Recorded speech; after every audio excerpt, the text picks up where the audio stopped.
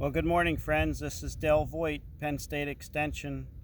I'm at the Landisville Research Station looking at our plots and making some assessments here. And as we pan over, this is what, if you were here, you would see these plots. And we have 10 feet, 4 rows, 10 feet wide by 50 feet. And then an alleyway, 6 reps going straight out there. And we start off to our left here with seed treatment, or I'm sorry, save seed trial here. And it's nothing big, but this represents brand new seed this year of the same variety. And this plot 102 is last year's seed, 2019, that we saved in the bag as the same lot of seed, but we didn't, it hasn't been touched in the bag. And then this variety, it's the same variety out of the same bag, but we saved it from the combine.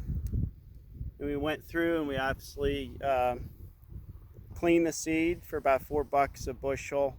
And so we're going to compare the lots. These are the same lot compared to the new lot from this spring, just to see if there's any differential there. So, comparing a cost of $60 some per bag versus $4 per bag. Then we start into our good inoculation practice here. So this would be, if we didn't do any inoculation, 102 is where we ran 3 gallons of water and the rhizobium in with the seed at the same time of planting. And then we have the addition of molybdenum to the seed mix. And then we have water plus the rhizobium plus azospirillum in this plot. And then we have the full mix where we have molybdenum, azospirillum, rhizobium plus the water. So we'll see how that goes. The water was put on at 3 gallons per acre. Now I was just pulling randomly here. So we're about ready to do our assessment for nodulation. So I just wanted to kind of give you an idea of what I'm seeing initially here. These roots are from the no rhizobium. There's very few main stem nodules and very few peripheral nodules. And we'd like to see that a little better. So we'll have to, if that was my field, I'd be getting a little concerned about the nodulation. Now this is where we just had the water and just the rhizobium. So not a lot of fine root hairs, but there is some main stem nodules. I would say more improved over what we saw in the untreated check.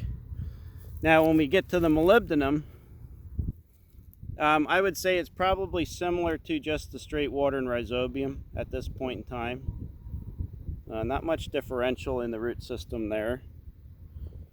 And then this is with the azospirillum, and you can see just inferentially here the main stem nodules. We've got a finer root system, and we also have some of the nodules out from that main stem. And then finally we have the mixture of all three, where we have rhizobium. We got plenty of main stem nodules. And so what we're going to do is actually quantitate this. We're going to calculate and count every one of those nodules that we can on the main stem, and then we'll compare the treatments.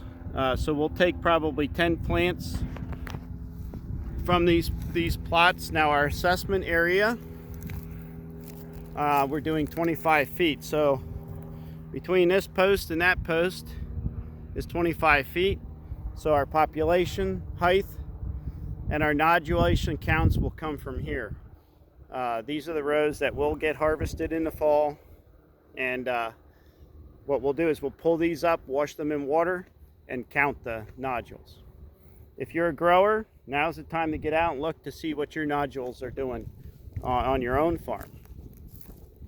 So that's just inferentially, it looks like there is something going on.